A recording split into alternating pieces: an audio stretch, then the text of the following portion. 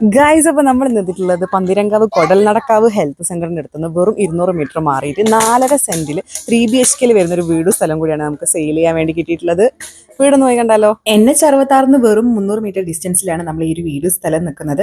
വെള്ളത്തിന് വഴിക്കൊന്നും യാതൊരു ബുദ്ധിമുട്ടും വരുന്നില്ല. പിന്നെ ആണെങ്കിൽ നമുക്ക് ഈ ഒരു വീടിന് 3 BHK വരുന്നത്.